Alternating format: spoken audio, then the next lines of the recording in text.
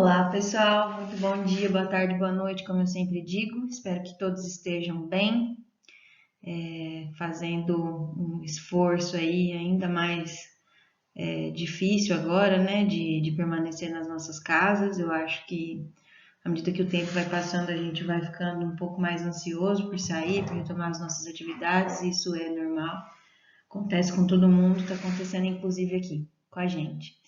Mas eu acho que quanto mais tempo passa, mais próximo a gente fica, né, de encerrar aí esse desafio tremendo que nos foi dado. Mas é isso, gente. Pessoal, na aula de hoje, para encerrar, né, essa parte de macho, mais específica que faz parte, né, da ementa da nossa disciplina, eu deixei para falar com vocês nesse primeiro momento sobre patologias do sistema reprodutor, assim como a gente fez com a fêmea, né, há um tempo atrás, lá no primeiro bimestre. Então, hoje, a gente vai discutir um pouquinho sobre malformações, né, algumas doenças que são congênitas, né, que os animais já possuem aí um mapa genético, né, uma predição genética para a caracterização dessa patologia, né? E aquelas também que são adquiridas nos diferentes segmentos aí do trato reprodutor, do sistema reprodutor do macho. Eu evidencio, obviamente, em cada uma das patologias que eu selecionei para tratar com vocês, a questão da prevalência de acordo com a espécie, né? Em quais espécies é mais incidente determinadas patologias. E vocês fiquem à vontade, né? Como eu sempre digo, para me acessar via WhatsApp, né? Com perguntas, e-mail, do modo como vocês acharem melhor. Uma coisa que eu tenho notado é que vocês participam um pouco com perguntas dessas aulas que a gente manda gravada, né? Essa experiência que a gente está tendo aí dessas palestras ao vivo, elas têm proporcionado um pouco mais de participação. E eu gostaria que o feedback fosse semelhante, né, dessas aulas gravadas. A gente já comentou, eu não lembro se eu comentei na turma de vocês, né, não me lembro disso, alguém talvez tenha comentado, mas a gente resolveu padronizar, a maioria de nós, né, professores, esse sistema, em função das dificuldades que cada um tem em casa, né, para separar aí as atividades da família, que está toda em casa, né, das atividades de trabalho. Então, eu, por exemplo, tenho um filhinho de 2 anos, no início foi 100% as aulas online, eu fiz algumas, né, com vocês e foi muito bom, eu adorei, mas à medida que vai intensificando, né, a atividade de todo mundo dentro de casa, vai ficando difícil, às vezes eu preciso, não necessariamente eu estou disponível no horário da aula, né, então acabou que ficou um pouco mais fácil, né, não que seja fácil, o mais gostoso mesmo era ir ao encontro de vocês, né, presencial, mas ficou mais possível, vamos dizer assim, né, de ser executado da forma como a gente está fazendo, tá? Mas eu gostaria muito que vocês participassem. Então, ao final da aula, ou à medida que avancem, né, os assuntos, eu gostaria que vocês anotassem num caderninho de rascunho pontual as perguntas, as dúvidas que vocês têm e me repassassem essas dúvidas, né? Vocês têm total abertura para falar comigo no WhatsApp. Até peço desculpa para as mensagens que eu possa ter deixado passar. Vocês me cobrem, não desistam de mim, pessoal. Eu às vezes não respondo, não é porque eu não quero responder, não. Se alguma vez passou algum de vocês desapercebido, vocês me cobrem, tá? Eu quero responder todo mundo. E às vezes a gente demora um pouquinho, mas eu quero responder, tá bom? Então perguntem, tá? Sintam-se à vontade para errar, para descrever alguma ocasião, né? Algum caso que vocês tenham acompanhado em estágio, na rotina de vocês, né? Na vida prática de vocês. E a gente está aqui para isso, para discutir o que eu não souber, eu vou buscar, né? Com quem sabe a informação e assim a gente segue. Bom, então, a gente vai começar falando das patologias relacionadas aos testículos, epidídimo e escroto, tá? Vamos começar falando ali do testículo. E, em primeiro lugar, eu quero falar com vocês sobre alterações congênitas. Né? O que são essas alterações congênitas, pessoal? A gente já tratou, né, sobre isso lá na aula de fêmea. Nada mais são do que patologias que estão previamente previstas pelo DNA daquele indivíduo. Né? Então, existem alguns genes, né, modificados, né, ou que carregam determinada característica negativa, tá? E no caso de alterações congênitas, muitas vezes a gente só consegue diagnosticar quando esses animais atingem aí a puberdade, tá, pessoal? Então, ó, vejam só que a gente não consegue, então, com relação a esse tipo de patologia, né, de testículo, epididima e escroto, diagnosticar isso de uma forma muito precoce, só a partir do momento que o animal iniciar a puberdade, que eu vou notar que determinadas características, né, nestes órgãos estão anormais, tá? Então, a gente vai ver aqui, né, a descrição de algumas delas, e a primeira delas, que a gente vai falar agora, vai ser o criptorquidismo, tá? E o que é, pessoal, o criptorquidismo? Por definição, é uma descida anormal dos testículos. Então, o que acontece? Um dos testículos desce para a bolsa escrotal e o outro permanece retido na cavidade abdominal. E isso, pessoal, é um problema, tá? Então, aqui, ó, ele não necessariamente pode estar só na cavidade abdominal, como também estar ali no anel inguinal, né? Ou ainda sob a pele, bem próximo ao escroto, né? Então, nesses casos, quando a gente realiza a palpação, bem próximo ali da região do escroto, a gente vai notar que existe um aumentozinho ali, né, da pele, né, uma exuberância naquela região, né, meio abaulada ali na pele. Pode ser que o testículo tenha ficado retido ali, bem próximo ao escroto. E qual que é a ocorrência desse tipo de patologia, pessoal? Se dá em apenas algumas espécies? Em todas as espécies estão passíveis. Vocês já devem até ter ouvido falar de criptorquidismo lá com a professora Bia, quando ela fez aquela introdução com vocês, falando um pouquinho da reprodução de pequenos animais, né? Mas ela é mais frequente em equinos, suínos e cães.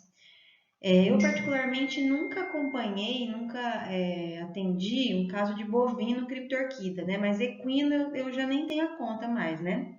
Já vi vários casos, já ouvi vários relatos, né? Sei de várias pessoas que já tiveram, né, animais com essa condição, cavalos, né?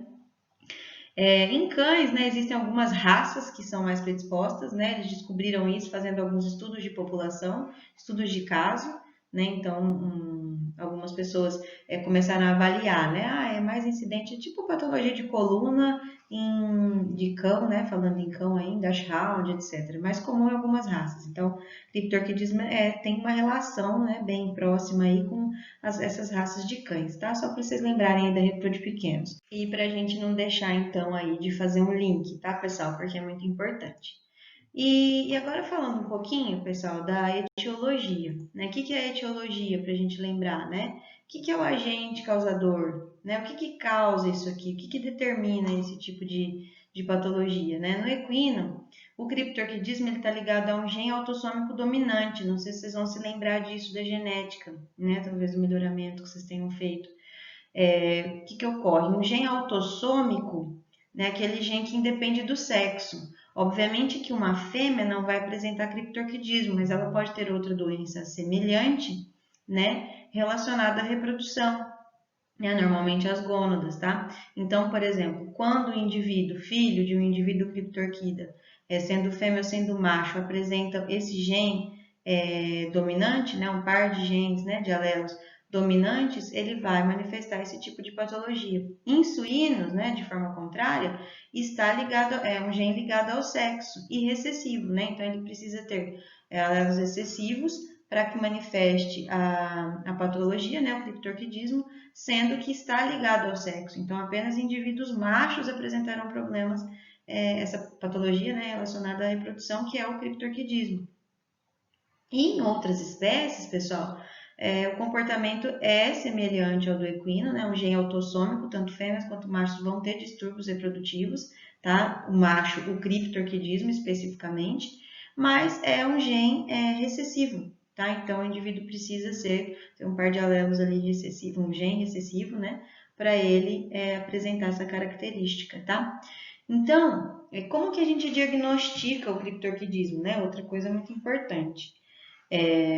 A gente precisa saber o que é normal, né? Para tudo que é patologia, a gente precisa conhecer a fisiologia. Então, O que a gente espera? Em um bovino, a descência ou descida, né, como vocês preferirem, dos testículos, ela tem que ocorrer até a metade da vida fetal. Em suínos, até o terço da vida fetal. Em equinos, antes do parto, ou eu posso aguardar até 30 meses de idade. Em cães, até 4 a 6 meses de idade. Então, passou disso, quer dizer, um bezerro nasceu, não tem testículo na bolsa escrotal? Pode ser que ele seja um criptorquida, tá? E por que eu digo pode ser que ele seja um criptorquida? Tem uma outra condição, eu não me lembro se eu coloquei ela aqui, justamente porque a gente fala simultaneamente, né? Mas se eu coloquei, a gente pula depois. Mas enfim, existe uma outra condição que a gente chama de monorquidismo. Vocês já devem ter visto isso nas disciplinas de patologia, né? Que ocorre, né, numa condição de monorquidismo? O indivíduo nasce com apenas um testículo, tá? Então, nesse caso, é muito importante a gente saber fazer o diagnóstico diferencial para isso, tá? Então, a gente faz algumas avaliações que a gente vai ver a seguir, né? Para avaliar se realmente ele tem apenas um testículo ou se o outro está retido em um daqueles locais que a gente mencionou lá atrás, né? No anel inguinal, sob a pele ou na cavidade abdominal. Nos suínos a mesma coisa, tá? Tem que nascer, tem que estar lá. Mas equinos a gente tem um prazo, pessoal. Então, até os 30 meses de idade, a não descência de um dos testículos ou dos dois é normal, tá? Então, a gente tem que ficar de olho. Passou disso? Então, a gente precisa averiguar. Pode existir um problema ali. E por que é importante investigar, né? Porque, você vê, isso é um outro ponto também, que a gente percebe muito na rotina, na prática. Às vezes o indivíduo ele não dá muita confiança para esse tipo de coisa, né? Porque, tá lá, ele tem só um testículo, o garanhão tem só um testículo, mas cobre as éguas normal, tem filho dele aí esparramado até. É até melhor do que muito que tem os dois testículos, né? Assim que a gente escuta na fazenda, né? Ou nas propriedades por aí, que muitas vezes o cara não entende a importância da gente investigar isso e cortar o mal pela raiz, né? Mas, pessoal, como a gente falou, é uma doença de caráter genético, né? É hereditário. Então, você quer que os indivíduos da sua propriedade apresentem essa mesma característica, problemas reprodutivos? Porque o criptorquidismo ele pode originar outras doenças paralelas, né? Então, esse testículo, por exemplo, que ficou retido, seja em qual for o lugar, ele muitas vezes é afuncional ou tem a função reduzida, tá? E ele é um órgão-alvo aí da formação de neoplasias, né? Então, a gente pode ter problemas posteriormente em função disso, tá? Então, assim, daí é um órgão que não é para estar, por exemplo, dentro da cavidade abdominal. Se ele está lá, isso pode gerar alguns problemas, alguns distúrbios secundários, né? Então, daí a importância da gente diagnosticar e não utilizar esse tipo de animal para reprodução, né? Já que é uma característica indesejável, né? Para progênie. Aí, pessoal, com relação aos achados, né? Falando isso, falando de achados macro e microscópicos. Então, primeira coisa que a gente observa é a ausência de um ou de ambos testículos ali na bolsa escrotal. Bom, isso é notório, né? A gente vai perceber que está faltando ali, né? Roncoio, que a turma fala por aí. Testículo ectópico, menor e mais flácido. Muitas vezes a gente vai identificar ele ali no anel inguinal, a gente às vezes consegue palpar uma metade dele, né? E vai perceber que ele está em tamanho menor e que a consistência é mais flácida. É isso em função de uma série de fatores, entre eles a proximidade ali da cavidade abdominal, muda a temperatura, né, a quantidade de células, a produção de testosterona, né, a atividade das células de Sertoli, das células de Leydig, enfim, né, isso tudo determina característica aí atípica para esse testículo. Ou o que é pior, né, muitas vezes o cara desconfia porque o indivíduo começa com sintomatologia que te leva a diagnosticar tumores, tá? E isso pode acontecer com o testículo estando ectópico, tanto fora da cavidade abdominal quanto dentro, tá?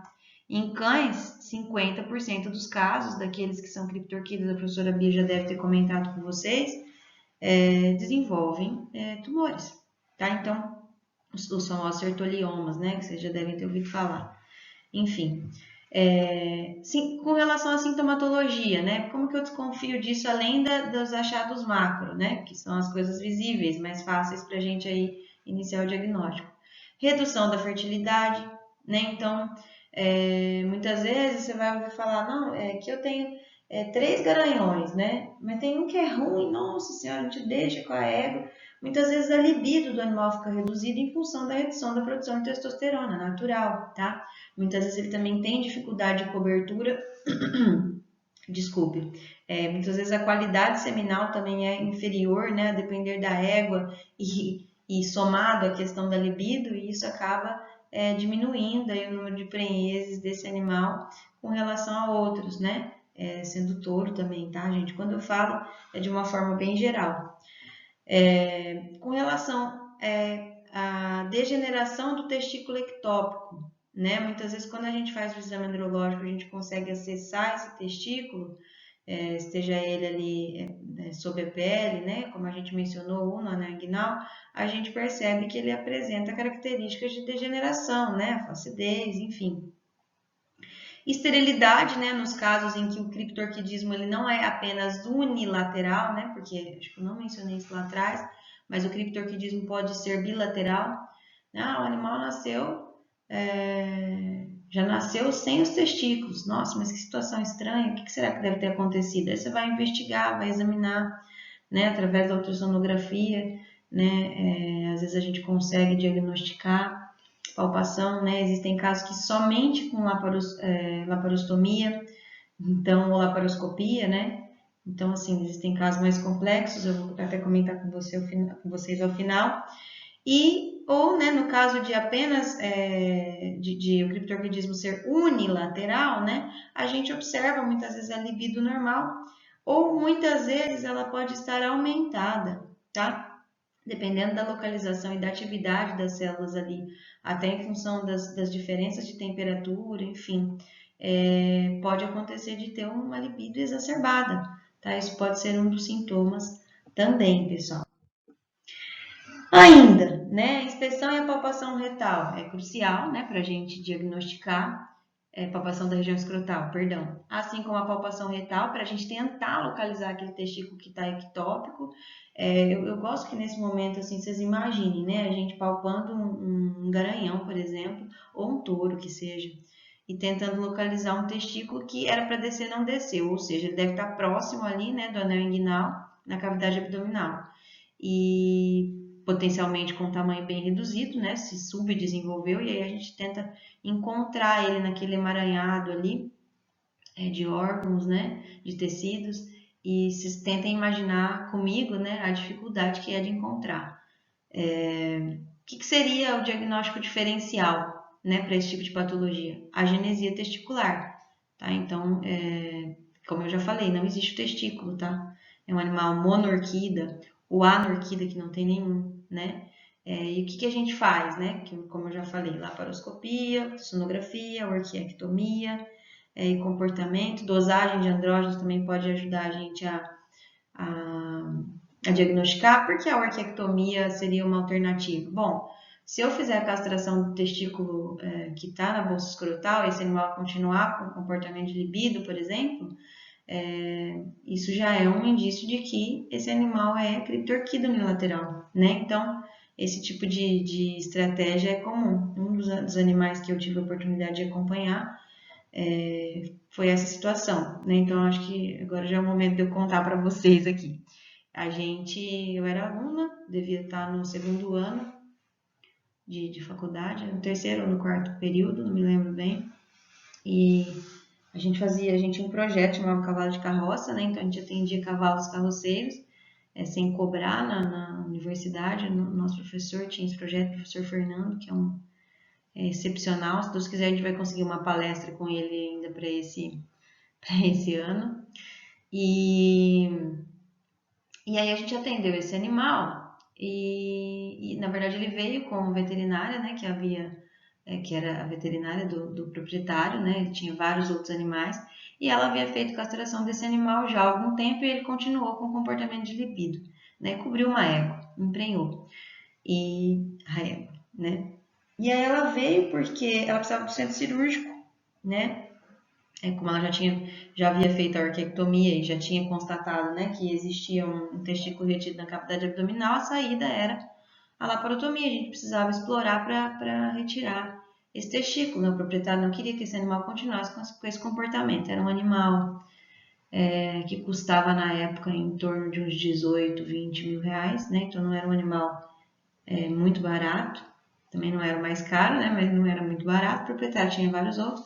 Enfim, ela deu entrada no hospital e aí já com esse histórico, né? E o professor, isso era final do dia, isso era assim umas 4 horas da tarde, e o professor falou, bom, vamos abrir, né?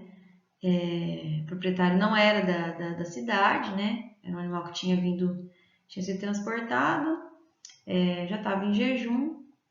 A gente colheu os exames e ele falou, vamos fazer. Porque o proprietário precisava voltar, né? Tinha urgência de voltar para casa. Enfim, anestesiamos, examinamos, saíram os exames, anestesiamos, levamos para a mesa. Aí chegou lá, a gente abriu esse cavalo. E eu acho que era uma das mais novas da sala, do centro cirúrgico, né? E procura. Na época, o professor tinha um monitor, que também é muito amigo meu, dá pra gente até também tentar uma parceria com ele aí daqui uns dias. E esse monitor procura esse testículo e nada. E a gente ia ficando meio tenso naquele centro cirúrgico. E esse cavalo meio que já desestabilizando. E já, quando eu olhava no relógio, eu lembro que a primeira vez que eu olhei no relógio já fazia 3 horas que a gente estava no centro. E assim, parecia que fazia meia hora. E nada. E só tirava a alça intestinal dali de dentro e nada mais acontecia. Beleza. Não dá mais, vamos fechar. Não tem como, não conseguimos encontrar. Isso foi um dos animais, né? Um dos casos. E aí fechamos, pessoal.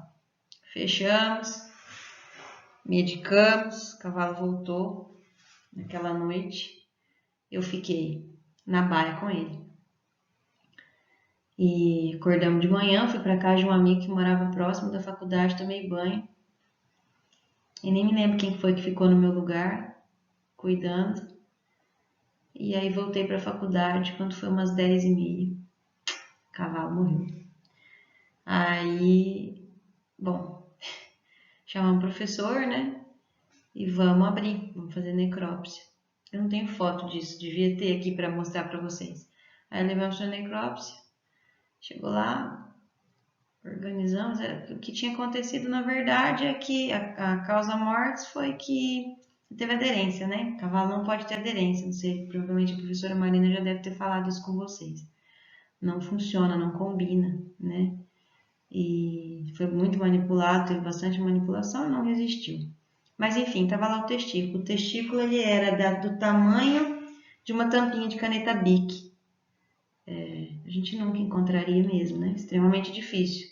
Mas foi o pedido do proprietário naquela ocasião, né? E nós, como o meu professor na época, como veterinário responsável, cirurgião, ele tinha que atender. E aí foi isso que aconteceu, né? Do meio para o final da história, eu acho que eu nem preciso contar, vocês imaginam o problema que isso deu.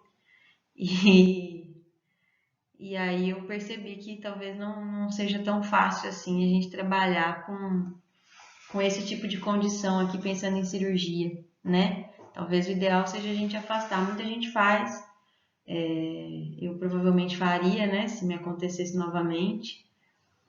Faria não, recomendaria, né, a um cirurgião, mas é bem complicado, né? Principalmente quando a gente pensa em equinos. Mas enfim, o prognóstico desfavorável para a reprodução, né? O tratamento e o controle não existe. O que é para fazer? Castrar, tá? Se é um cavalo bom, um cavalo da lida, ou um cavalo, nesse caso, esse cavalo era um cavalo de laço comprido, não era team roping, naquela região tem bem menos team roping do que laço comprido, lá a modalidade de esporte é laço comprido, tem um pouco de tambor também, e tá chegando um pouco de polo agora, mas é mais laço comprido. E era um cavalo um pouco bem valorizado, né? Então, não tinha intenção de reproduzir, mas queria usá-lo para o esporte. Enfim, pessoal, foi essa história que eu tinha para contar para vocês. E agora a gente fala um pouquinho de hipoplasia testicular, tá? O que é a hipoplasia testicular, gente? O nome é fácil, né? Aquela máxima que vocês ouviram na palestra de cavalo atleta, né? Diagnóstico por imagem de cavalo atleta é muito importante, né? Sempre que eu não souber o que é, a gente tenta dividir a palavra para saber, para conseguir investigar, né? Então, hipo, menos do que deveria, né? Hipo, hiper é mais, hipo é menos. Plasia, né? O que é plasia? O que é aplasia? Quando não tem. Hipoplasia, quando tem, mas em menor volume, quando está com volume diminuído, tá? Então, testículo com volume diminuído, hipoplasia. O que é a definição? Alteração na formação e ou no desenvolvimento de um ou de ambos testículos, né? Isso acontece normalmente lá no período fetal, tá, pessoal? O que pode acontecer? Uma falha no desenvolvimento testicular por algum motivo, pode ser genético, né? Esse animal tem um testículo menor do que o outro, ou os dois menores do que deveria ser para a espécie, né? E para a raça. Então, isso também é um diagnóstico que não é difícil a gente fazer, ocorre em todas as espécies, sendo mais frequente em equinos, suínos e bovinos, já vi muito, em bovinos já vi menos, em equinos, tá, pessoal? Aí aqui, ó, o que é a etiologia? O que causa isso? Né? O que faz com que um testículo esteja, se apresente num tamanho menor daquilo que deveria ser? Nos bovinos, aquele gene autossômico lá, que não é ligado ao sexo recessivo, né, de penetrância incompleta, tá? Então, 50% dos animais com genótipo têm a doença e os demais são portadores assintomáticos. Então, é um problemaço, tá? Por isso que às vezes a gente não consegue controlar, porque acaba que aqueles que são assintomáticos, então aqui, ó, como ele é recessivo de penetrância incompleta, metade daqueles indivíduos que tem não desenvolvem a doença. Então a gente reproduz o indivíduo, né? Faz o indivíduo seguir adiante. E aí a gente vai fazer com que os filhos, os descendentes dele, muitas vezes apresentem essa característica indesejada, tá, gente? Então, por exemplo, para uma propriedade, né? Agora vamos falar um pouquinho de bovinos, né? Ou mesmo de ovinos que seja, que produz reprodutores, né? Uma fazenda de genética, né? Que produz reprodutor, isso é ruim, né? Às vezes ela pega um animal lá que tem qualificações fenotípicas super elevadas, né, para características de produtividade, né? Hoje a gente sabe que a gente consegue, vocês devem ter visto isso um pouco também no melhoramento animal, a gente consegue comprar um indivíduo, né, um touro ou material genético desse touro, sabendo da capacidade dele, por exemplo, em diminuir a idade da puberdade das filhas, né, em aumentar, em produzir filhas que produzem mais leite do que os descendentes, né? Então a gente tem hoje essa possibilidade, né, de comprar por genética. E às vezes você compra um indivíduo que tem exímias qualificações nesses aspectos produtivos, né? Só que ele tem uma doença mascarada, né? Assintomático.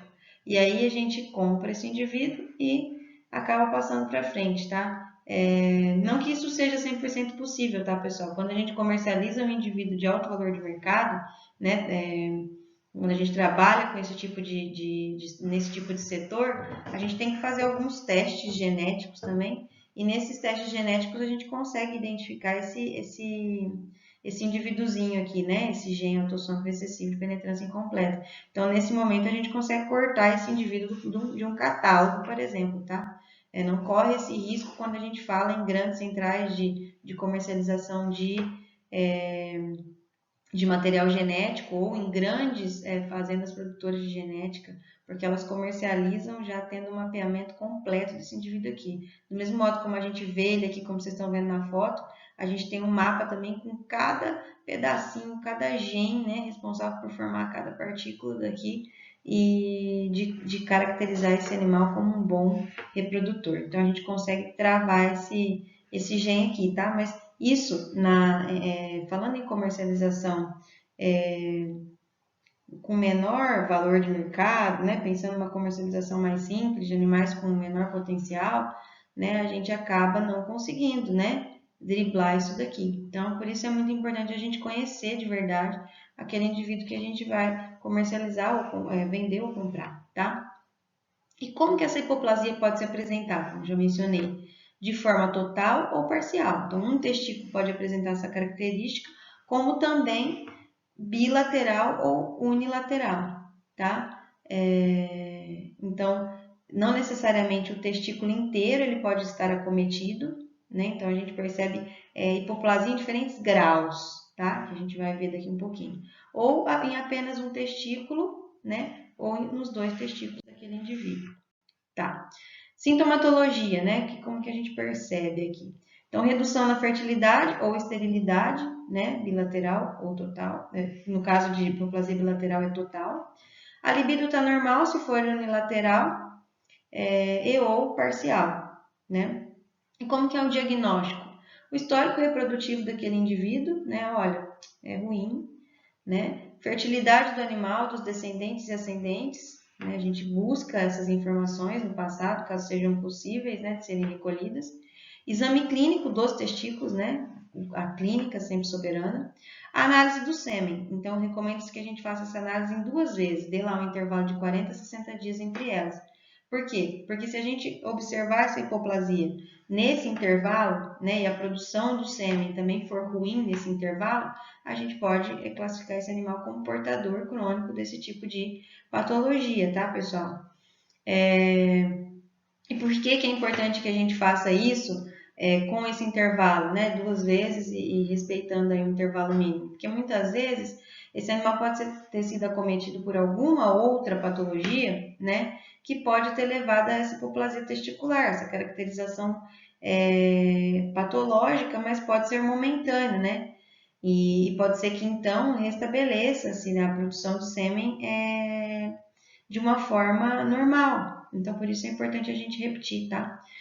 O diferencial, principalmente, né, esse é um dos principais motivos pelo qual a gente recomenda fazer esse tipo de avaliação intervalada aqui, no mínimo 2 avaliações, é para diferenciar de degeneração testicular também, tá? Porque às vezes pode ser que aquele indivíduo tinha os 2 testículos normais, estava no processo de degeneração testicular, tá? E aí ele retorna, por exemplo, tá? Ou recupera. Ou então realmente é um animal que tem testículo hipoplásico. O prognóstico é desfavorável e é uma característica hereditária, como nós já mencionamos lá atrás. Então, não quero reproduzir isso. Mais uma vez, não tem tratamento e controle. A recomendação é a gente castrar esse indivíduo, certo? Bom, e aí próximo tópico aqui, né, ainda falando das questões congênitas, né, genéticas, hereditárias, com relação à aplasia segmentar do epidídimo. Agora vamos falar um pouquinho de epidídimo, né? O que é a definição dessa patologia? Não se forma uma parte, né, do epidídimo, né, durante a vida embrionária, né? Ou ainda de todo esse epidídimo. Então, pode ser apenas um pedaço, né, uma parte, ou todo o órgão, né, cabeça, corpo e cauda lá. Então, pessoal, ocorre em todas as espécies, porém o touro e o cão são os mais afetados. Vocês talvez já devem ter ouvido um pouquinho sobre isso lá com a professora Bia. E aí, gente, o que causa, né? Já que a gente falou que é genético, né? O que causa e como ocorre, né? Vou falar da etiologia. É uma má formação, né, dos ductos mesonéficos. Vocês lembrem lá que os ductos mesonéficos é a porção, né, da formação primária do embrião que origina o epidídimo, né, e aí acaba que existe uma falha, né, no desenvolvimento desses ductos mesonéficos, né. Ela pode estar associada a alterações de outras estruturas também, né. Muitas vezes o animal apresenta aí uma má formação nos ductos deferentes e também nas glândulas, é uma causa genética, absolutamente, tá? Então, existe uma falha, né? Os ductos mesonéficos não conseguem se diferenciar de forma correta e aí acontece esse tipo de malformação, esse tipo de patologia. O que são os achados macro e microscópicos, pessoal, dessa patologia? Bom, primeira coisa, vou notar um aumento de volume do testículo afetado logo após a puberdade. Então, quer dizer, O folículo tinha que ter aumentado um pouco após a puberdade, entretanto, quando é unilateral fica fácil a gente diagnosticar, né? Um dos testículos, o testículo esquerdo, notei que ele está com pouco volume, né, em relação ao direito, ou menos do que deveria, considerando que o animal entrou à puberdade, considerando a raça, a minha experiência técnica, né, já palpei vários outros animais para fazer exame andrológico, esse aqui tá estranho, a gente começa a desconfiar assim. E aí, a gente também nota, né, que pode estar acontecendo ali uma distensão da porção do epidídimo cranial, a aplasia, né? A gente percebe assim, ó, parece que tem que estar aumentado, né, o outro lado do epidídimo, né, tá estranho. Redução ou ausência da cauda do epidídimo. Eu começo a palpar o epidídimo lá em cima e vejo que some, de repente eu só chego no testículo propriamente dito. Formação de granuloma espermático, espermeostase, né, que a gente chama. A gente começa a perceber que forma-se um granuloma, né, no espermatozoide, né, tem muito defeito de liberação de acrosoma, né, e isso está relacionado com inflamação também. Ou pode ainda acontecer degeneração testicular pela espermeostase, né, por conta do granuloma espermático, redução do número total de espermatozoides ejaculados. Percebo que naquele lote de animais, por exemplo, todos os animais têm um número X de espermatozoides e especificamente esse, da mesma raça, criado sob a mesma condição, tem um número menor de espermatozoides. A concentração é menor. Estranho, né? Foi colhido do mesmo jeito, é criado da mesma forma, tem a mesma alimentação, a mesma genética. Então a gente pode começar a desconfiar disso aqui, né? Somado a todos os outros achados aqui. O que é o sintoma? Redução da fertilidade ou esterilidade quando bilateral. Por que esterilidade, pessoal? É só a gente lembrar da importância do epidídimo, né? O epidídimo é responsável por armazenar, né? Promover a maturação dos espermatozoides ali e propiciar a sua liberação, né? Então, ele participa do processo final ali de preparo do espermatozoide para a entrada no trato reprodutivo feminino. Então, se o espermatozoide não passa por essas etapas, nas 3 porções do epidídimo, né, de forma adequada, a capacidade dele é inferior aos dos demais. E isso faz com que, então, exista uma redução na fertilidade. Um ponto que eu quero colocar aqui, antes da gente prosseguir, lá naquela palestra, né, que a gente assistiu do Dr. Adnan, ele falou da questão da fertilidade dos touros. Vocês anotem tudo, tá, pessoal? E vamos fazendo pergunta. Mas ele falou uma coisa super importante, que raramente a gente tem problema com touro, né? Raramente a gente chega numa propriedade que tem baixos índices de prenhez, por exemplo, e a gente chega no ponto final, no diagnóstico final, de que o grande problema daquela propriedade, em que os índices são abaixo do esperado, seja o touro. Isso é verdade. Isso é muita verdade, mas não porque os touros não tenham grandes problemas. Obviamente que a exigência para esses animais é um pouco menor a da fêmea, né? Vocês imaginem que uma fêmea continua seus processos reprodutivos, altera toda a sua condição fisiológica, metabólica, endócrina e física para uma gestação, e na sequência ela tem pouquíssimo tempo para se restabelecer e emprenhar novamente. Então o desafio é enorme, né? Tanto é que vocês viram aí, né, a grande diferença, a grande dificuldade da gente assimilar a endocrinologia de fêmea comparada com macho, né? A fêmea tem 1000 mundos, né? E vai mudando de raça, o negócio muda junto. Então o macho, ele é mais fácil, obviamente. Mas muitas vezes, né, antes da gente trabalhar com um sêmen, né, comercializado, ou com um macho que seja dentro da minha propriedade, eu faço uma avaliação física que seja e já consigo limitar vários tipos de defeitos básicos aí, né? Principalmente doenças de conformação, essas que a gente está discutindo agora. Então, quando a gente tira isso que não é tão comum, né? Porque esse tipo de patologia não é muito comum, né? Não é comum que a gente encontre. Quando a gente compra um touro, a menos que a gente trabalhe com produção de tourinhos, né? Aí talvez a gente consiga ver um pouco mais, mas a gente já elimina esse animal. Você elimina, então você não dá a chance daquele animal com baixa fertilidade, né? Comprometer o desempenho das suas fêmeas a campo. Então, o que eu queria fazer de adendo aqui para vocês é isso. Não que não seja importante estudarmos os touros, é de extrema importância a gente estudar o touro. A grande sacada da questão é que a gente acaba eliminando touros problemas muito antes, tá? E normalmente quando a gente chega num sistema de produção que já caminha, né? Quando a gente tem aí dificuldade em aumentar índice reprodutivo numa fazenda, né, que trabalha, por exemplo, com IETF, ou mesmo que faça monta natural, o touro a gente já selecionou antes, né, a gente já escolheu. Agora, as vacas, além de serem em maior quantidade, a gente tem toda a questão metabólica e endocrinológica, enfim, todos aqueles cenários que a gente já viu lá atrás e que a gente ainda vai ver mais na próxima semana, né, e que compromete o desempenho. Então, muitas vezes os ajustes eles são em outras partes que não no touro, tá? Então, só para vocês entenderem, não é que o touro não é importante, mas a gente acaba selecionando de uma forma mais fácil lá atrás os melhores. E aí, quando a gente chega vamos ver índice agora, vamos falar de taxa de prenhez, de taxa de concepção, a gente já tirou o touro da sacada há muito tempo, quando a gente escolheu quais eram os touros que a gente queria trazer para nossa fazenda.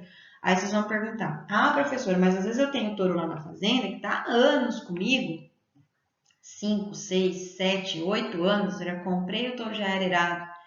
E eu acho que é ele. Pode ser. Como que é o manejo dos touros na sua propriedade? Você faz exame andrológico antes do início de uma estação, ou pelo menos uma, duas vezes por ano, né? A depender do manejo, como seja feito na propriedade. Então, assim, com o exame andrológico, normalmente a gente consegue retirar touros que têm problemas congênitos, muitas vezes nem chega, né? Quando a gente acaba se enganando em alguma compra, enfim, a gente consegue tirar com um exame andrológico simples, né? Então acaba que o touro fica um pouco mais fácil da gente controlar. Por isso que ele falou aquilo daquela forma. Eu anotei essa informação para voltar, porque talvez fizesse parecer para vocês que o touro não é importante, que não dá problema. Dá problema, né? Existem problemas. Só que acaba que muitas vezes não é ele o problema. Na maioria delas não é, tá? Muitas vezes é aquilo que ele falou. A gente tem que mexer na nutrição, no manejo, no bem-estar, tá? A gente vai falar disso também nos próximos dias.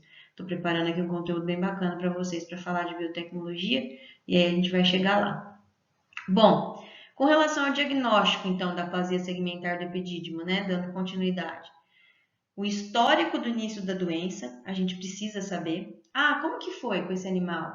O senhor comprou potro. Tá. E aí entrou em puberdade e depois disso o senhor já observou que tinha essa característica? Já observei. Bom, vamos falar de touro, né? Quem que faz o manejo de touro dessa propriedade? Fulano. Como é que foi, fulano? O senhor observou que esse animal, especificamente, tinha característica diferente do outro, enfim, de fertilidade, né? Como que foi? Quem colhia amostras? Tem laudos desses animais? Tem laudos andrológicos para dar uma olhada? É assim que funciona, tá? São essas perguntas que a gente tem que fazer. Aumento do volume do testículo afetado, tá? Então, naquele testículo em que a gente tem essa falha, normalmente a gente vai observar um aumento de volume. Palpação do testículo epidídimo, obviamente, né? Isso que vai muitas vezes determinar o nosso diagnóstico. Colhe o sêmen, há uma redução na concentração espermática, né? A gente já falou lá atrás. Ou ainda através da utilização do ultrassom, tá? Então, o ultrassom ele permite que a gente faça diagnóstico de várias patologias testiculares, epididimárias, né? Uma delas, por exemplo, a degeneração testicular. Então, vocês vão ver isso em fotos, né? Na nossa aula de ultrassom, né? Da outra disciplina. Então, enfim, é fácil da gente diagnosticar, é um excelente equipamento. Então, quem tem, normalmente quem trabalha com fêmea tem, pode também usar para macho. E é assim também batata para a gente diagnosticar isso aqui. O prognóstico, de novo, desfavorável. Tratamento e controle não existe, gente. Deu esse problema, castração, tá? Agora, então, nós vamos falar das patologias dos testículos, epidídimo e escroto, entretanto, daquelas que são adquiridas, tá? Então, a gente falou de congênitas, agora a gente vai falar das adquiridas. E a gente começa falando, então, gente, de degeneração testicular, tá? O que é a definição de degeneração articular? Atrofia ou degeneração dos ductos seminíferos, né? Vão se perdendo os ductos seminíferos, se degenerando. E essa patologia, muitas vezes ela é consequência de outras patologias primárias, né? Processos inflamatórios que podem ser inclusive, né, relacionado a doenças infecciosas pré-existentes, como por exemplo a brucelose, tá? Ou trauma, enfim, uma série de outros fatores que podem ter por alguma forma propiciado a esse testículo, né, esse processo de degeneração, né? Normalmente inicia-se com um processo inflamatório local. Em quem que acontece, né? Quais são as espécies que podem ser acometidas? Todas elas, né? E essa, pessoal, essa sim, é a causa mais frequente de sub ou infertilidade, tá? Então, existem, né, diversos casos, né? A gente pode diagnosticar isso de uma forma bem frequente, até eu posso dizer, né? Principalmente em se tratando de animais de raças compostas ou de raças taurinas, mesmo compostas que eu falo é quando a gente faz uma composição, né, de raças ebuínas, são mais adaptadas ao estresse térmico, com raças menos adaptadas, né? E aí acaba que muitas vezes essa característica mais limitante, dependendo da raça, tá, pessoal? Mais limitante aí com relação à termotolerância daquelas raças taurinas, possa fazer com que esse animal ainda sofra com a questão do estresse térmico, tá, pessoal? Então, pode acontecer, tá? Então, alguma falha no mecanismo de termorregulação, né, também relacionado a alguma patologia, pode levar aí um processo de degeneração testicular por estresse térmico, tá?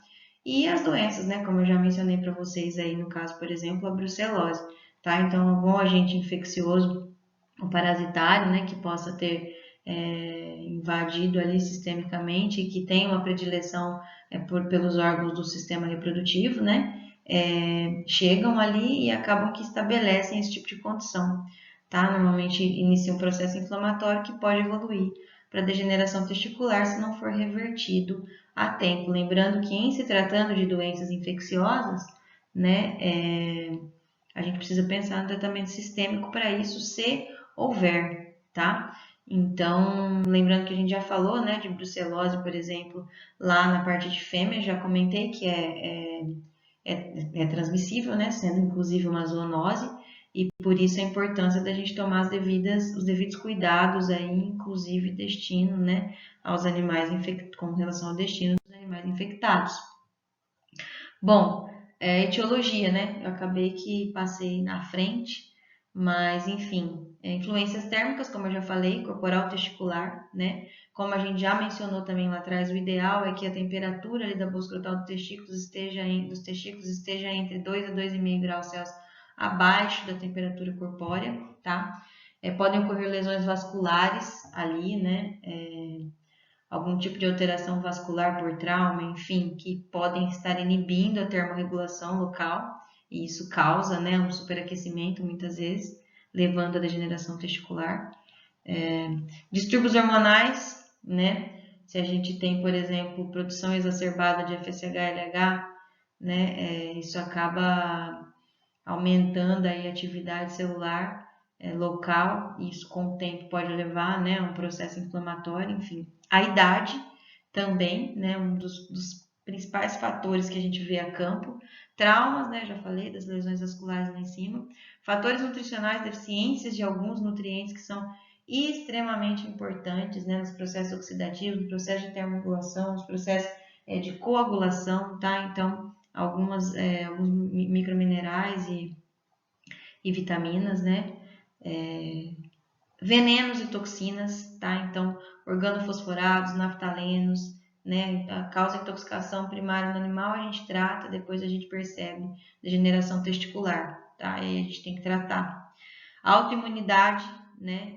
Existem algumas doenças autoimunes que inibem o trabalho daquela barreira hematotesticular, tá? Que é a questão da refrigeração ali do sangue entre a veia e a artéria testicular. Então, isso acaba que atrapalha o processo de termorregulação e causa aí degeneração testicular por questão térmica, tá? Ou lesões obstrutivas do epidídimo, começa por algum motivo a acumular células ali que vão morrendo, né? Entram, né, apoptose, enfim. Só que à medida que vão sendo produzidas outras, aquelas células vão ficando ali muitas vezes acumuladas né? E isso causa um processo degenerativo local também, pessoal. Quais que são os achados macro e microscópicos desse tipo de lesão? Redução no número de células dos túbulos seminíferos, né? Então, por exemplo, se eu castrar para eu fazer o diagnóstico final, né, daquele animal, no caso pós-castração, né, a gente vai fazer uma lâmina e vai perceber que tem uma redução no número de células ali naquela região de túbulos seminíferos, tá? O testículo normalmente está mais flácido ou consistente se a degeneração testicular for crônica, se aquele processo foi instalado há muito tempo. Então, isso determina uma fibrose naquela região. A gônada vai ter tamanho diminuído, né? Espermatozoides com defeitos vão estar em maior número, né? Defeitos de cabeça e gota citoplasmática principalmente, tá? Defeitos relacionados ali à região da cabeça.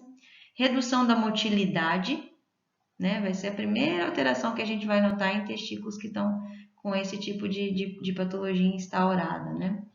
Redução drástica da concentração, diminui muito o número de células e muito volume de ejaculado, tá? Então, as glândulas anexas, na verdade, a quantidade de plasma seminal, né, acaba aumentando em função até de tentar mobilizar células de defesa aqui, né, para poder curar o processo. Então, a gente observa um aumento no volume do ejaculado e redução, né, na concentração.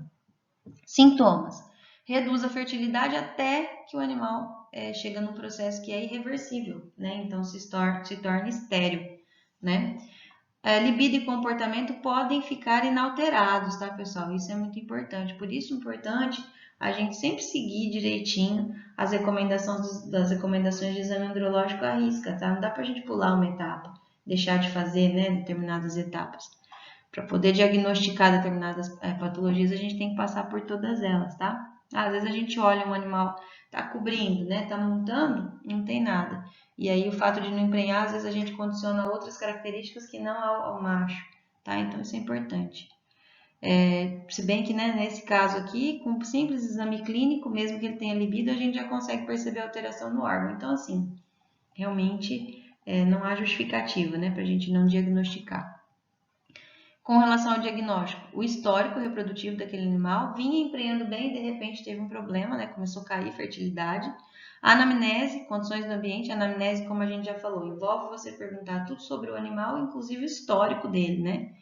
E inclusive sobre o ambiente em que ele vive, né? O ambiente que ele é criado, qual que é o manejo nutricional que é utilizado, já apresentou outras doenças, né? Já teve outros tipos de patologias prévias, né? Que não esse aqui, né, esse tipo de patologia. Então, o exame clínico geral e especial dos órgãos reprodutivos é de extrema importância. E o exame andrológico, a gente recomenda também para esse tipo de patologia que seja realizado nesse intervalo, né? 2 vezes com intervalo de 40 a 60 dias, né? Justamente para a gente ver se foi um processo que a gente conseguiu vencer ali, se o próprio organismo já conseguiu liquidar e o animal está se restabelecendo, tá, pessoal? O prognóstico depende da causa e da extensão, né? Se a gente tem um testículo todo tomado, pode ser irreversível. E é grave se atingir as espermatogônias. Então, a gente imagina que lá no tubo seminífero eu tenho células de primeira linhagem e as células que já foram divididas, né? São células sinais, os espermatozoides.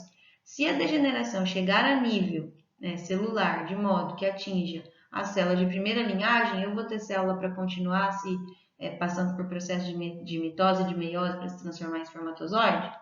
Não, obviamente. Se eu não tenho espermatogônio, eu não tenho produção de espermatozoide futura. Então, se essa lesão alcançou os túbulos seminíferos ao ponto de exterminar as espermatogônias, pessoal, o prognóstico é péssimo, né? Eu tenho um animal estéril, tá? Tratamento. Como que eu faço para tratar? Removo a causa. O que está causando? É estresse térmico? Né? É um agressor físico? Foi uma intoxicação? Né? Falta de alguns nutrientes na dieta? Eu preciso resolver esse problema, porque senão não adianta. Né? É um processo inflamatório, vamos tratar com anti-inflamatório, vamos tratar com antibiótico, né? Porque, enfim, não é assim. Tá? Eu preciso descobrir o que está causando, né? Vocês já viram isso na clínica também. E vai depender das camadas atingidas, que a gente já falou lá em cima. E o ideal é que a gente monitore, né, com coletas sucessivas até que a gente perceba que não recidivou. Porque muitas vezes pode estar relacionado a doenças infecciosas, tá, pessoal? E a gente precisa eliminar essa possibilidade, tá? Enfim, agora a gente vai falar um pouquinho de epididimite. Epididimite, vamos de novo estudar a palavra, tá? Agora vocês vão aprender a fazer isso sempre, se já não sabiam, né? Epidídimo, ite. Ite é o quê? Processo inflamatório, né? Do epidídimo. O que é? Inflamação dos epidídimos e pode ter origem infecciosa. Ocorre em todas as espécies e também é uma causa frequente de sub ou de infertilidade, né? De disfunção total do órgão, né? Da atividade reprodutiva, inclusive. A etiologia, idade, né? Animais mais velhos tendem a apresentar uma maior incidência, infecções, traumas e obstruções, tá? Ah, mas professora, o que causa obstrução? Gente, pode ser uma série de fatores, tá?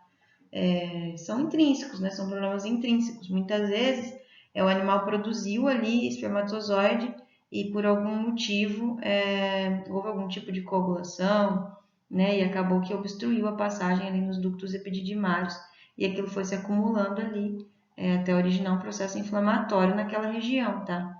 A gente precisa fazer tratamentos, né, que busquem aí eliminar aquela obstrução, né, para poder melhorar essa condição, tá? Então aqui, ó, só para vocês entenderem, isso aqui é uma ultrassonografia, tá? E aqui essa região aqui é a região de epidídimo, e aí vocês conseguem observar que a gente tem um acúmulo de líquido, né? Então aqui, ó, tem essa região mais ecogênica, que é esse pontinho do meio, deixa eu pegar um lápis, que eu consigo pintar para vocês. Então aqui no meio a gente tem uma regiãozinha mais ecogênica, tá vendo? Aqui, ó, o que é isso daqui? Precipitação, aglomerado celular, tá? E aqui seria a luz do lúmen, né, do ducto epididimário, tá? Então vocês veem que tem líquido e tem aglomeradinho celular ali, né? Inflamação, tá? Células do processo inflamatório. Então isso daqui é uma característica bastante determinante para mim que existe aqui um processo inflamatório iniciado, tá bom? E aqui, ó, também dá pra gente notar bem, tá vendo? Ó, isso aqui é um epidídimo, pessoal, aqui o testículo aqui atrás. Um processo inflamatório bastante agressivo aqui, ó, com bastante pontos aí de coagulação, tá vendo? Muito provavelmente uma obstrução, né, como vocês estão vendo aqui. Aqui, ó, esse equipamento tem a função Doppler, então a gente consegue ver aqui por coloração, né, sangue venoso e sangue arterial, tá bom? Vamos seguir. O que são os achados macro e microscópicos, tá? Vamos mudar aqui meu ponteiro para o laser. Aumento do volume dos epidídimos, aumento da sensibilidade dolorosa à palpação. Você bota a mão, o animal tira a sua mão, tá? Diminui motilidade nas amostras de sêmen, aumenta a concentração, diminui o volume do ejaculado nesses casos, tá? Nesses casos específicos de epididimite. Aumento das patologias de cauda, gravem isso, gota citoplasmática distal, tá?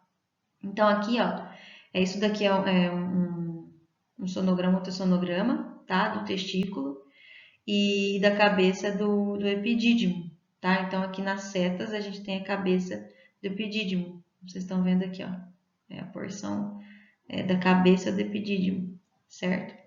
E é um garanhão, né? Um garanhão de 12 anos de idade, como vocês estão vendo aqui. E aqui a gente vê ali nessa cavidade, ó, líquido na cabeça, né? E com pontinhos mais ecogênicos que mostram pra gente que há um processo inflamatório ali naquela região, tá bom? E aí, falando em sintomas, pessoal, o que ocorre? Redução da fertilidade até chegar à esterilidade, tá? Diminuição da libido e comportamento, a libido e o comportamento, né, sexual, eles podem estar inalterados, tá, gente? Não necessariamente vão ser penalizados aí por esse processo inflamatório. E mesmo porque, né, quem produz testosterona são as células testiculares, né? Então, se a infecção estiver limitada ao epidídimo, nesse primeiro momento, os animais vão manter o comportamento sexual, tá? Só que com baixa fertilidade. Diagnóstico: o histórico reprodutivo, né? Exame clínico específico, a gente palpa ou faz ultrassom. Exame andrológico para a gente avaliar também a questão do sêmen. Coletas sucessivas, isso é muito importante. A gente entra com tratamento, né? E vai fazendo exames, avaliações sucessivas, né? De preferência diárias, subsequentes, para a gente conseguir avaliar se está reduzindo a lesão, né? Se a gente está conseguindo reverter o quadro. Ou ainda a gente pode fazer cultura e retibiograma do sêmen, tá? Se a gente pegar o sêmen, colher o sêmen desse animal e fizer uma cultura em placa, a gente vai perceber que vão crescer alguns micro-organismos ali que são característicos de processos inflamatórios. Isso vai nos dizer que há processo inflamatório na região do epidídimo, no epidídimo. O prognóstico depende do que está causando, né? E da extensão das lesões, tá? Reservado se a causa for infecciosa, né? E é desfavorável para a disfunção dos epidídimos. Porque se for por causa infecciosa, é muito difícil a gente conseguir reverter, né? E aí o que muitas vezes acontece é que o epidídimo perde a sua função. É legal que o epidídimo deixe de executar a sua função? Péssimo, né? Como a gente já falou, o epidídimo participa do processo de maturação do sêmen. Armazenar, né? Iniciar o processo de capacitação. Então, assim, é complexo, né? A gente pensar numa patologia dessa. Tratamento: antibiótico-terapia indicada por 15 dias mais anti-inflamatório. E a recuperação pode demorar, tá? Depende de quantas camadas foram atingidas, como a gente falou. E aí a gente vai fazendo coletas diárias para a gente monitorar se está revertendo ou não. Melhorou a qualidade seminal? Motilidade? Diminuiu patologia? Né? Patologia de cauda? Gota citoplasmática distal? Antes tinha uma maior quantidade, ontem tinha mais do que tem hoje, quer dizer, está reduzindo, está revertendo, a gente vai conseguir, tá? É assim que a gente vai fazendo. E aí a gente chega no tumor das células de Leydig, tá? Que também pode acontecer. Eu falei de sertolioma, mas também podem acontecer os tumores das células de Leydig. O que é a definição? Eles se apresentam como nódulos bem pequenos, tá? E com consistência bem macia, né? Menos firme do que a consistência do testículo, que a gente chama de fibra elástica, né? Tem uma coloração amarelada e podem também ocorrer aqueles pontozinhos hemorrágicos, né? Que a gente pode chamar de petequias também. Ocorrência: mais frequente neoplasia do cão e do touro, tá? Então, sempre quando a gente fala de neoplasia de cão e de touro, a mais frequente são os tumores das células de Leydig. É pouco diagnosticado, tem poucos sintomas, tá? E é também uma causa frequente de sub ou infertilidade. A etiologia é desconhecida, pessoal. Não existe um fator predisponente, tá? E os achados macro e microscópicos, o que a gente observa, né? Que geralmente esse tipo de patologia não causa aumento do volume gonadal, então a gente palpa, faz avaliação visual e percebe que não necessariamente os testículos vão estar aumentados, tá? O caráter desse tipo de tumor é benigno, né? Então, a produção de testosterona, mais a redução da fertilidade, né? Está relacionado também com, a gente observa também hiperplasia prostática, aumento das glândulas adenais, né? Na palpação. E os sintomas? A gente acaba não observando redução ali na fertilidade ou uma redução muito discreta, tá? Então é bem complicado de diagnosticar. Normalmente a gente usa o diagnóstico histórico reprodutivo, né? Faz a palpação testicular e observa essas massas, né? Esses pontos ao toque tem uma característica diferente, né? Do parênquima testicular. Mas a gente consegue fechar o diagnóstico com o uso da ultrassonografia. O prognóstico varia de acordo com o tamanho, com a extensão dessas lesões, né?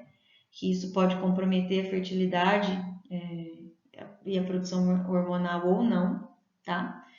E o tratamento é a orquiectomia, tá, pessoal? Controle não tem, mesmo porque a gente não sabe bem exatamente qual que é o fator predisponente aí para esse tipo de patologia. Aí a gente vem lá para o tumor de células de Sertoli, né? Qual que é a definição?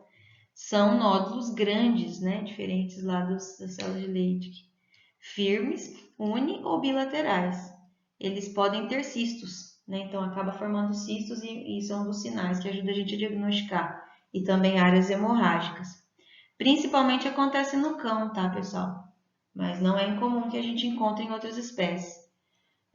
Muitas vezes nos cães criptorquídicos, a gente até falou isso lá atrás quando a gente falou de criptorquidia, né? Criptorquidismo. A etiologia também é desconhecida. E quanto aos achados, né? Aquilo que a gente observa, né, para diagnosticar, muitas vezes a gente já encontra metástases naqueles linfonodos ali da região ilíaca e região lombar, né? Pode ter em outros lugares? Pode, mas é menos frequente, tá? Aumento do volume testicular. Então, nesse caso, a gente identifica pela palpação o aumento do volume testicular. Hiperestrogenismo ocorre em 25% dos casos. Então, a gente vai perceber uma libido exacerbada nesses animais, né? Em 25% dos casos em que se apresentam os tumores das células de o sertório. Então, também pode acontecer junto com esse hiperestrogenismo, né? A ginecomastia, a alopecia, metaplasia escamada da próstata, acúmulo de gordura corporal e também a degeneração daquele outro testículo que não está acometido com os tumores, tá? Ele se degenera, contralateral. Sintoma, o que faz? Reduz a fertilidade, altera o comportamento em função dessa elevada produção de estrógenos, né? Esteroides, alteração sistêmica devido a metástases, tá? Então a gente também começa a observar alterações aí na condição geral do indivíduo, né? Em hemogramas, enfim. Alopecias simétricas também se dá por causas hormonais. Para o diagnóstico, a gente leva em consideração o histórico e a alteração do comportamento, é aí que a gente desconfia de toda essa questão, né?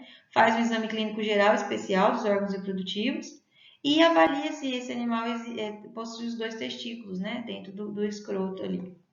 Por ultrassonografia seria aí o ponto-chave para a gente bater o diagnóstico final. Prognóstico desfavorável para reprodução, reservado para a vida, tá? E o tratamento, quando não tem metástase, faz a orquiectomia, que a gente tem aí uma boa expectativa de vida desses animais, tá bom, pessoal? Controle, como a gente já falou lá atrás dos tumores de células de Leydig, não tem como a gente fazer, tá? Não existe. Agora, vamos falar um pouquinho do seminoma, tá? O que é o seminoma, pessoal? É um tumor que tem a característica particular, né, de apresentar uma massa lobulada, que lembra pra gente até o formato ali dos rins, tá? Com uma consistência moderadamente firme e tem muita vascularização. Isso quando a gente faz uma avaliação ultrassonográfica, inclusive se a gente tiver o equipamento de Doppler, né, o modo Doppler no nosso equipamento, a gente consegue diagnosticar de forma fácil, tá? E tem um crescimento muito rápido. Hoje eu olho o indivíduo, aquela massa, ela tem ali 3 de diâmetro, na semana que vem tem 10, tá, pessoal? Então, isso caracteriza o seminoma, perdão. A ocorrência é o mais frequente no garanhão. Então, normalmente, quando a gente tem tumor em garanhão, é um seminoma, tá? E também pode acontecer em cães mais idosos. Tem a etiologia desconhecida e a origem dele é nos túbulos seminíferos, tá? É no túbulo seminífero tudo começa. Então, aqui, ó, nessas imagens, a gente consegue ver, não exatamente o que eu falei para vocês, mas eu procurei colocar aqui para a gente entender a formação dessa massa. Vamos pegar caneta e cor aqui. Então, ó, isso aqui, ó, um sonograma, um ultrassonograma, né, de um semioma no testículo, de um garanhão de 13 anos de idade, tá? Aqui, ó, as setas estão indicando a estrutura. Então, tá aqui, ó. Vou desenhar para vocês, tá? Ficou meio tortinho aqui que o meu mouse não me permite um desenho livre tão aperfeiçoado. Mas, enfim, existe um mix de ecogenicidade aqui. Não sei se vocês conseguem notar, tá? Tem áreas mais anecoicas, né? Hipoecoicas, e áreas mais hiperecoicas, tá? Então, isso caracteriza bastante para a gente aqui esse tipo de tumor. Tá? E aqui, ó, a gente tem mais uma imagem, né? Aqui já mostrando pra gente um mastocitoma, tá? No testículo. Olha lá. Então, aqui a gente tem um garanhão de 12 anos de idade, tá? E aqui eu tenho esse mastocitoma, né? Então, aqui também, mais uma vez, ó, eu tenho áreas bem pericóicas, áreas um pouquinho mais escuras, tá? Então, isso caracteriza fortemente essa lesão pra gente, tá? Aqui tá o testículo, tá, pessoal? Que a gente consegue desenhar aqui, inclusive, ó, né? Os túbulos. Mas, enfim, isso aqui é o grande problema desse animal. Bom, aí aqui, o que a gente encontra, né? Quais são os achados macro e microscópicos desse tipo de lesão? Então, há um aumento de volume testicular, metástase em linfonodos regionais também, né? Linfonodos regionais. Sintomas, primeiro, redução da fertilidade, diagnóstico histórico, palpação testicular, uma biópsia, que é o mais adequado para a gente justamente identificar essas células, né?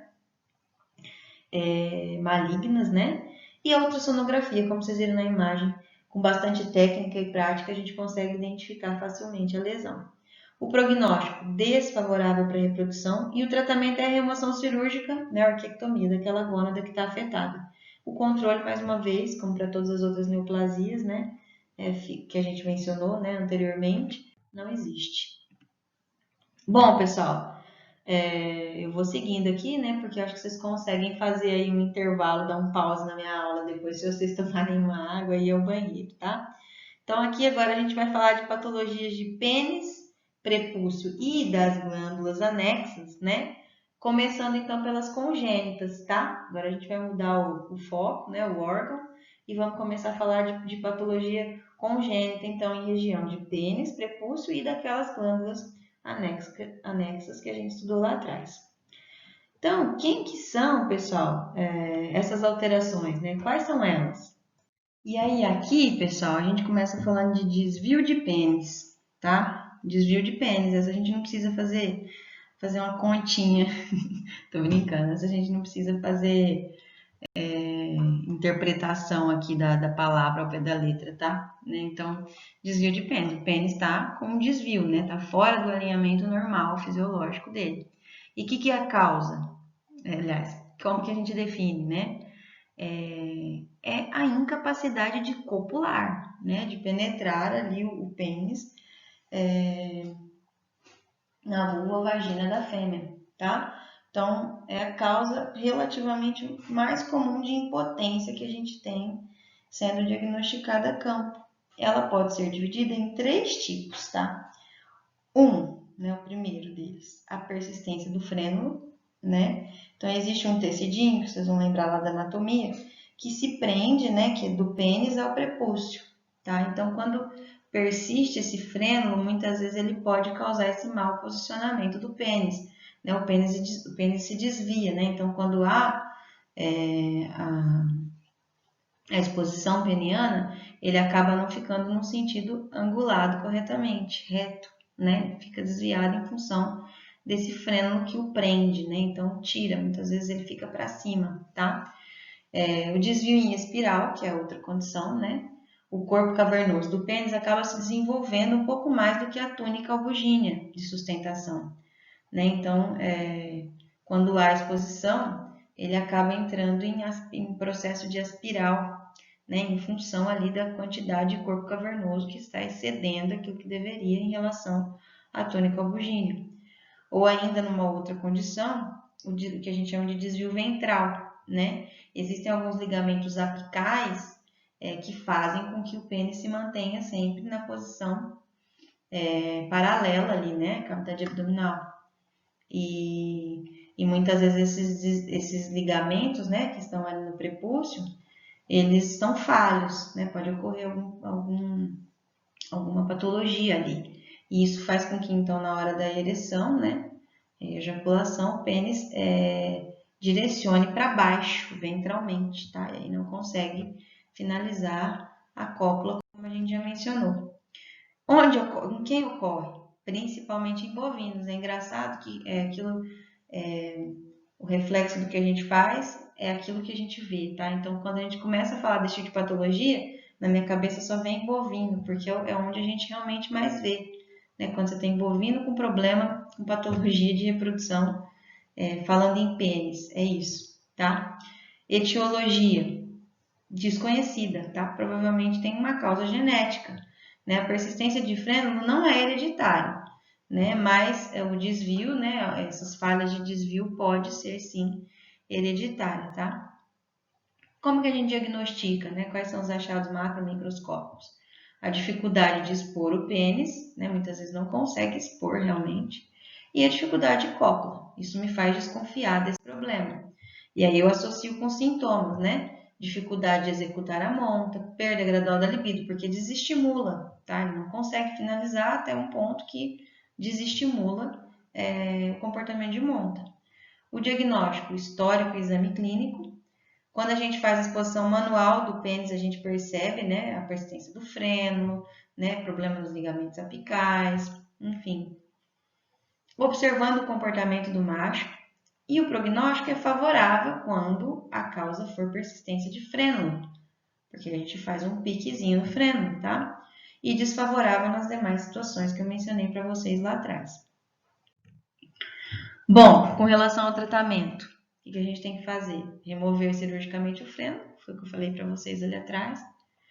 E para controlar, não usa animais afetados na reprodução, né? Como tem causas potencialmente genéticas, né? Daquelas outras duas que eu mencionei, a gente pode acabar causando uma recidiva desse tipo de patologia nos descendentes daqueles indivíduos que apresentam a mesma, tá? Mesmo que eu faça a correção, né, do frênulo aqui nesse caso, o ideal é que eu não coloque aqueles animais em reprodução, tá bom? E aí tem a chamada acropostite. Acropostite, que também é conhecida como fimose, tá? Por definição, né, o que é? Uma estenose do ósseo prepúcial, que pode ser tanto congênita, né, como também adquirida. Ocorrência: afeta nesta ordem cães, gatos, garanhões e touros, tá? Vocês já devem ter ouvido falar um pouco disso lá atrás. Nos cães é hereditário e nas outras espécies nós não sabemos bem exatamente qual é a etiologia. Os achados macromicroscópicos, né? Estão relacionados ali com a diminuição do ósseo prepúcial. Então, quando a gente olha o ósseo prepúcial, a gente percebe que ele está diminuído. E ainda a gente pode observar uma condição de balanopostite por retenção urinária. Então, existe uma inflamação ali na região de pênis, né, prepúcio, por retenção de urina, tá? Então, começa a acumular a urina ali, e aí então a gente observa esse processo inflamatório que é secundário. Até que quando a gente vai examinar, a gente descobre que a grande causa é essa, tá? Sintomas: dificuldade ou impossibilidade de expor o pênis, desconforto, dor, tem dor na região e perda gradual da libido em função disso tudo, né? O diagnóstico é feito com base no histórico, exame clínico, e quando a gente tenta expor o pênis, a gente percebe essa condição. Em cães, desfavorável, né? A gente já falou que é uma causa genética, então desfavorável. Das demais espécies é grave, é reservado, tá? Tratamento: incisão em forma de triângulo daquela região, na extremidade do prepúcio, tá? E o controle: evitar colocar esses animais na reprodução. A gente acredita que isso reduz a incidência nos rebanhos, tá? Agora, então, a gente começa a falar um pouquinho das patologias de pênis, prepúcio e glândulas, contudo, nas alterações adquiridas, tá? Naquelas que é com o tempo, tá? Mais relacionadas a fatores externos. Então, o que a gente pode encontrar, pessoal? Aderências de pênis, né? O que é a definição, né, das aderências de pênis? É incapacidade do animal expor o pênis, né? Causa uma incapacidade de copular. Toda vez que a gente falar em aderências, vocês já devem ter visto isso, obviamente, na patologia, na clínica, na cirurgia, em várias outras regiões, né? Que não no pênis, mas ocorre aí uma aderência realmente, né? Uma colabação entre a mucosa ali do pênis e do prepúcio, né? Então, o animal tem dificuldade de expor, aderiu, colou, tá? Ocorrência: todas as espécies, só que é muito mais frequente em bovinos, principalmente aqueles que apresentam pênis bastante penduloso, né? E em cães também é bastante comum.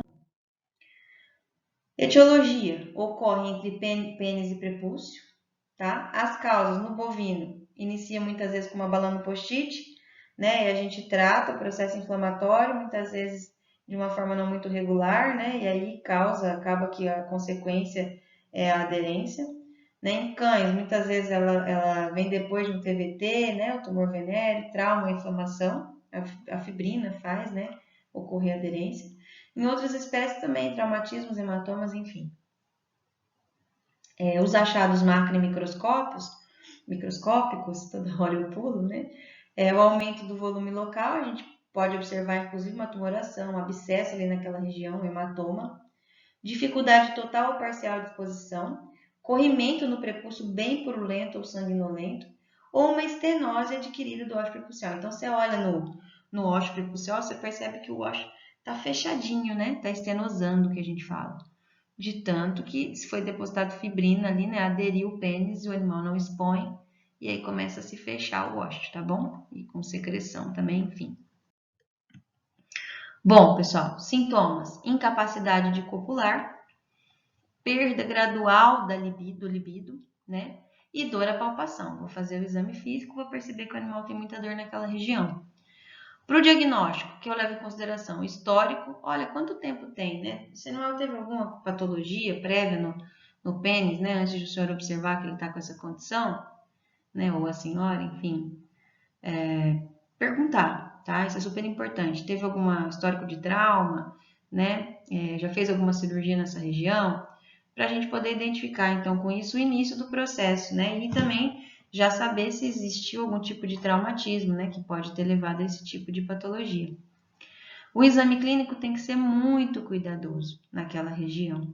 E a gente tem que fazer, então, aí a tentativa da exposição manual do pênis, principalmente quando a gente fala de cães, né? Ou a gente pode levar uma fêmea, né, que esteja em cio, né, para tentar fazer com que ele exponha naturalmente. Muitas vezes, para a gente conseguir fazer o diagnóstico final, em função da dor que o animal tem naquela região, é preciso a gente fazer a sedação do mesmo, tá, pessoal? Bom, o prognóstico vai depender do que causou, né, e da extensão daquela lesão. E quanto mais próximo ela estiver da parede abdominal, fica mais difícil a gente intervir. Se essa aderência for lá na inserção ali do pênis, né, fica complicado, né, a gente trabalhar. E para tratar, esse tratamento também vai variar com a causa da aderência, o que foi que causou, né? No caso de tumores, abscessos e hematomas, eu tenho que retirar, fazer extirpação parcial ou total, né, do órgão. Cuidar, né, a questão do pós-operatório, porque a gente pode incidir novamente nesse tipo de condição, né? Então, usar antibiótico local oleoso para manter hidratada aquela região, bem lubrificada, para também favorecer esse animal, né, a realizar a exposição do órgão.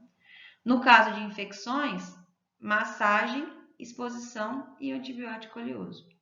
Para controlar, trata os fatores predisponentes, né, para fatores infecciosos, né, sujidades, enfim, e a formação de abscessos naquela região. Aí a gente vai para bala no post-it, tá?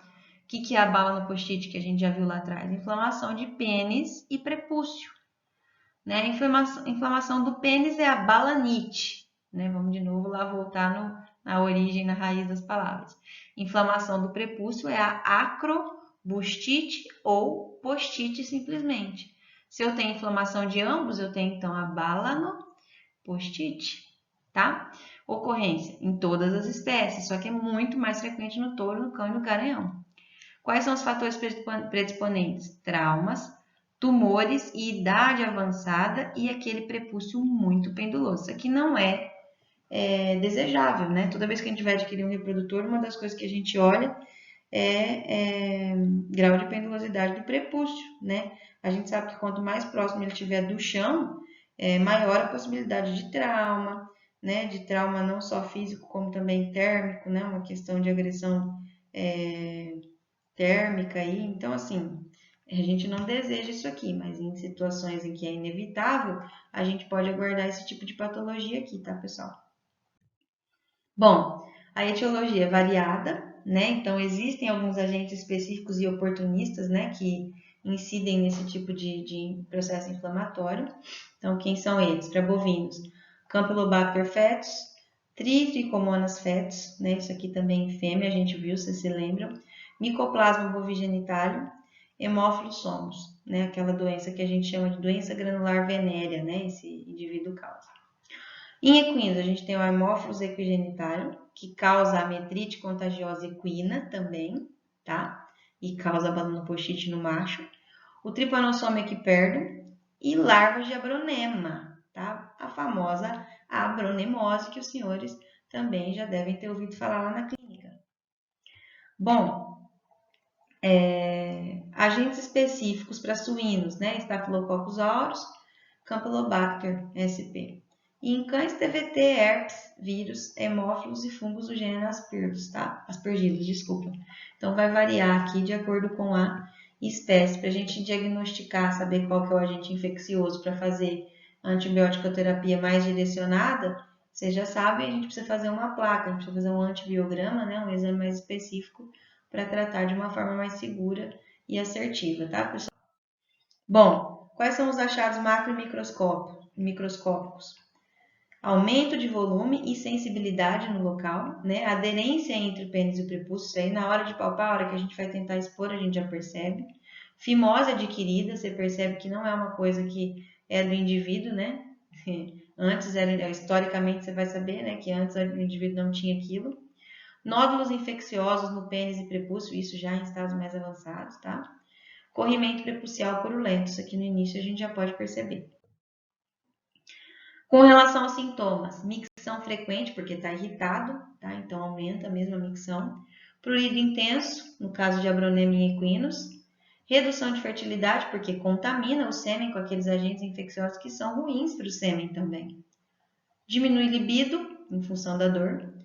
E o diagnóstico? O histórico reprodutivo, né? O preciso para fazer diagnóstico, fertilidade, como que esse animal era anteriormente, teve alguma alteração importante antes de apresentar esse tipo de condição? Achados clínicos, que a gente já mencionou, exame clínico geral e exame clínico especial. E a gente precisa expor o pênis de forma manual, ou tentar, né, e não conseguir para diagnosticar. E aí, como eu já falei, a cultura antibiograma é muito importante para a gente direcionar um tratamento mais assertivo para esses animais, tá? O controle é evitar aqueles fatores predisponentes que a gente já falou lá atrás. Com relação ao prognóstico, é um prognóstico variável que vai depender também do grau da lesão, né? Da extensão e daquilo que está causando a lesão, tá? O tratamento, antibiótico-terapia local em base oleosa, massagem e exposição para evitar futuras aderências, que a gente já viu lá atrás. Se possível, né, se necessário, antibiótico-terapia sistêmica, tratamento quimioterápico do TVT, né, no caso de cães, aplicação local de organofosforado para abronemose, né, organofosforado ele combate a abronema. No caso de campylobacteriose, eritromicina ou estrepto parenteral e lavagem diária, como a gente fazia na fêmea, que eu já mostrei para vocês. Em caso de tricomonas, né, ou vibriose, aplicação de dimetridazole, 50 mg, quilo peso vivo, durante 7 dias, tá? E aplicação local de acriflavina a 2% de diluição. No caso, deixa eu colocar um ponto importante antes de prosseguir. A gente falou de balanopostite. Balanopostite é sempre uma doença que é muito recorrente em prova de concursos, pessoal. Então, estudem bastante balanopostite, né? Essas causas, os agentes que causam. Sempre tem uma perguntinha ou outra em algum concurso que a gente vai fazer aí. Prefeitura, polícia, provas específicas para veterinário, né? Sempre tem alguma coisa falando, tá? Então, é sempre bom a gente saber um pouquinho mais sobre ela, porque seguramente a gente vai ser perguntado em algum momento da nossa vida a respeito dela, tá bom? Agora vamos falar um pouquinho de vesiculite. Com relação à vesiculite, qual que é a definição, né? A gente tem uma glândula anexa nos machos que é chamada de glândula vesicular, tá? E essa glândula, quando em processo inflamatório, apresenta uma patologia que a gente chama de vesiculite, né? Então, normalmente está associada a processos inflamatórios. Ocorre frequentemente em ruminantes e equinos, tá? Ruminantes em geral, caprinos, ovinos, bovinos. Etiologia, agentes oportunistas e específicos, tá? Então, aqui são os específicos, tá? Bovinos, Brucella abortus, clamídia, Corynebacterium pyogenes, Mycoplasma bovigenitalis, Haemophilus somos. Equinos, Haemophilus equigenitalium, Pseudomonas aeruginosa e Brucella mais uma vez, tá? Olha só o indicativo de brucelose aí. Achados macro e microscópicos. Aumento de volume e sensibilidade na glândula. A glândula vai ficando com a superfície muito lisa na palpação, né? Diminui o número de espermatozoides por ejaculado. Reduz frutose no plasma seminal. Então, se a gente consegue dosar a frutose, né? Existem algumas técnicas de dosagem de determinadas substâncias, né? No plasma, tanto seminal quanto sanguíneo. E aí, se a gente percebe essa diminuição de frutose no plasma seminal, é um indicativo de vesiculite. Redução, porque o processo inflamatório consome, né, frutose, então por isso ela está diminuída. Redução do volume total de sêmen e presença de pus ou sangue no sêmen. Saiu pus ou sangue, podemos desconfiar de vesiculite, tá? Sintoma: redução de fertilidade, dor abdominal, causa uma dor absurda no abdômen. Redução de libido e peritonite secundária rápida. Grande problema, tá, pessoal? Então, isso aqui para levar numa sepsis, né? Então, a gente tem que ficar bastante atento com esse tipo de patologia. O que é o diagnóstico, né? Histórico, palpação retal e ultrassonografia, para a gente dar o final, né? Bater o martelo. Exame do sêmen também, extremamente importante, como a gente já falou, existem alteração de algumas características, como, por exemplo, presença de sangue e pus, diminuição do número de espermatozoides. Uretroscopia, né? Na uretroscopia também a gente consegue identificar algumas alterações importantes. Cultura do sêmen, né? No próprio sêmen a gente também vai ver células inflamatórias ali, ou ainda agentes patogênicos, tá? O prognóstico varia de favorável a desfavorável e depende do agente e extensão da lesão para a gente dizer se vai recuperar bem ou não. Então, aqui a gente também pode usar para esse tipo de patologia, pessoal, aquele teste do CMT que a gente usa lá no leite, né? Então, a gente vai observar que existe uma coagulação aí quando a gente faz o teste do CMT. E isso é indicativo de vesiculite, tá bom?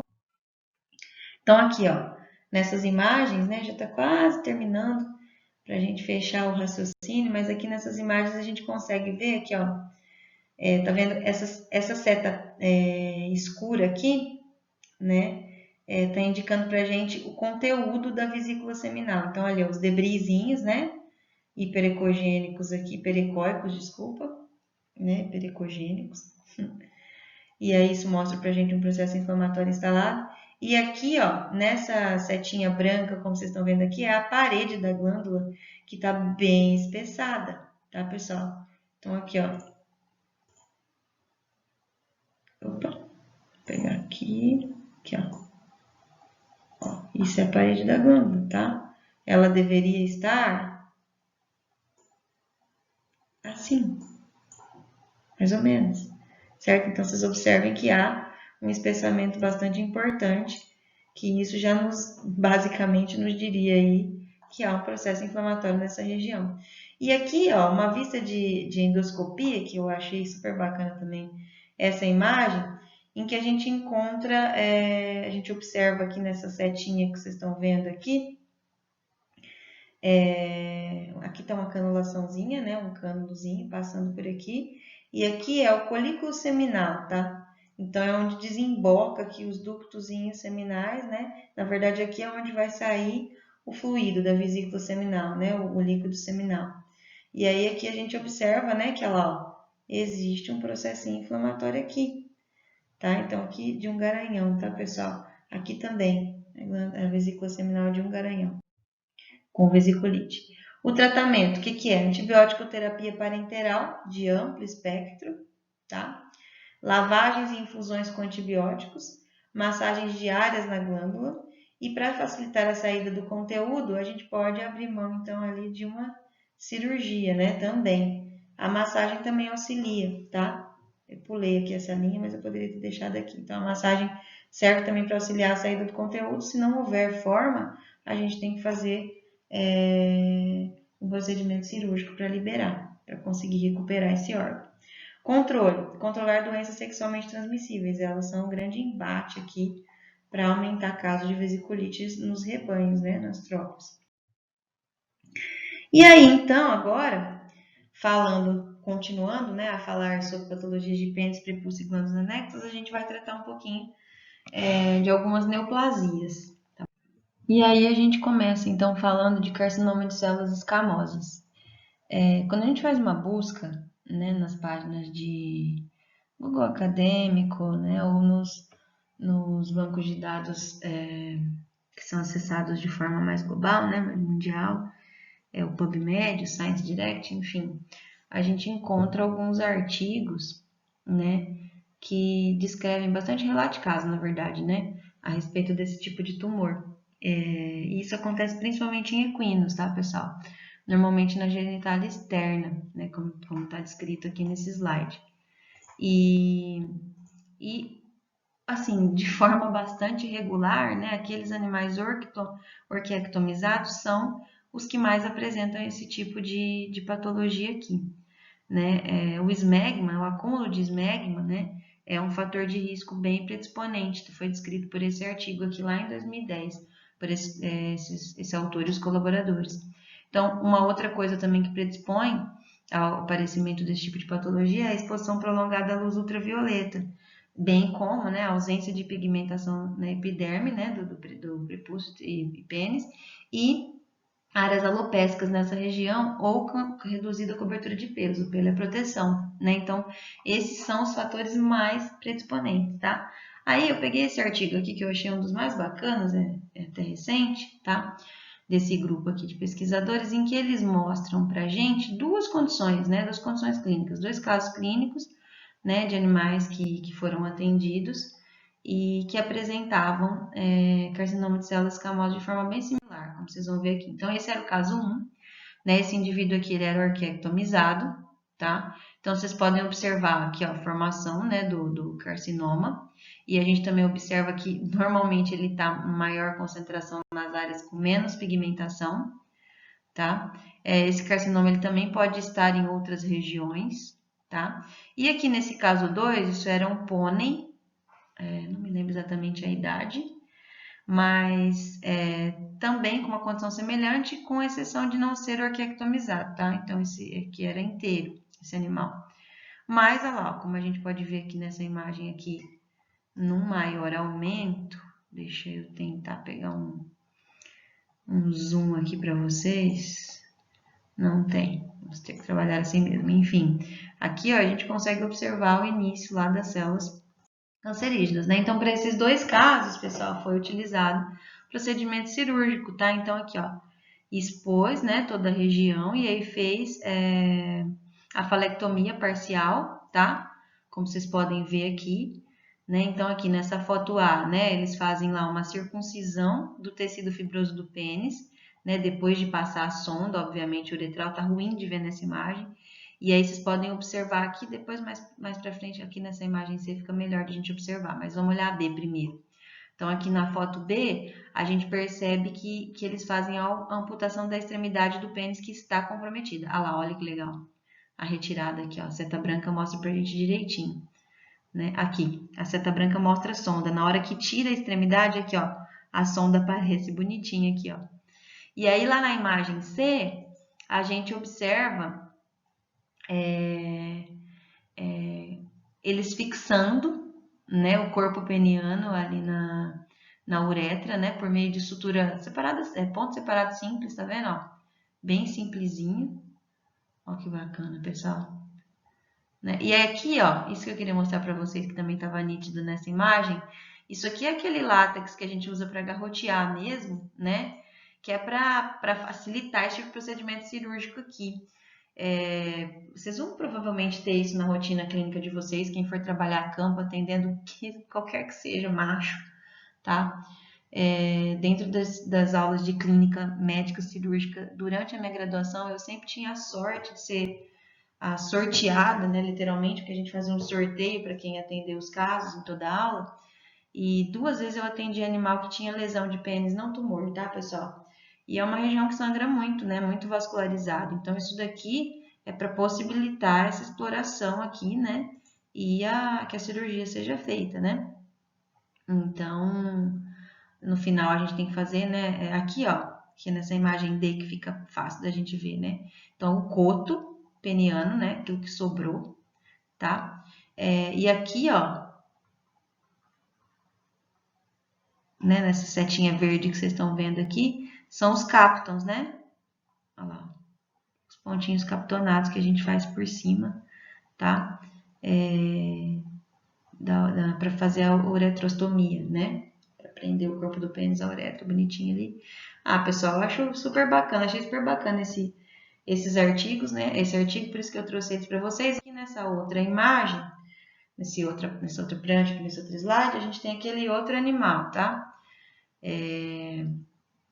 Que tinha uma condição um pouco menos severa, né? Então, aqui na figura A, né? Aqui foi feita apenas, então, uma circuncisão crânio-caudal, né? Com encurtamento do pênis daquele animal, né? Só encurtou um pouquinho, não foi falectomia, tá? Então, aqui nessa imagem A, a gente percebe que eles fazem uma delimitação crânio-caudal, né? Da área tecidual que vai ser removida, tá? Ali, ó. Delimitaram a região, bonitinho. E aí, aqui na imagem B, a gente já percebe a incisão, tá? Aqui, ó. Né? No sentido transversal, tá vendo? Ó? Pegou de uma pinça até a outra, né? Margeando os segmentos. Aqui tá a lesão, como vocês estão vendo. Aí lá na imagem C, aqui, ó, o que a gente percebe? Então, aqui, ó, foi sendo tirado, né? Dissecado, né? Aquela região, né? Então, não foi uma falectomia, como a gente já viu, é uma circuncisão. Então, foi sendo dissecado o tecido, né? Para a parte interna, né? E essas manobras, né? Elas são extremamente difíceis, né? Então, instrumentais e manuais, né? Um pouquinho com a mão, tá vendo? Vocês estão vendo ele puxando aqui, ó, né? E aí, no D, a sutura das bordas, né? Então, retorna, sutura as bordas que não estavam lesionadas e está pronta a cirurgia, né? Então, termina com Wolff, né? O famoso invertido, que vocês já conhecem também. Bom, a gente segue então para fibropapiloma, tá? O que é a definição de fibropapiloma? Né? Aquela ferida que tem um aspecto de couve-flor, aquela lesão que tem um aspecto de couve-flor. Geralmente são vários nódulozinhos múltiplos, um sobre o outro, né? Lateralmente também, muito firmes e com muita queratina, bem queratinizados, e ficam localizados na porção livre do pênis ou até mesmo no prepúcio, podendo estar nos dois ao mesmo tempo, né? Ocorrência, muito encontrada em bovinos e suínos. Muito, vejam bem, muito. Vocês vão ver isso muito na vida ainda.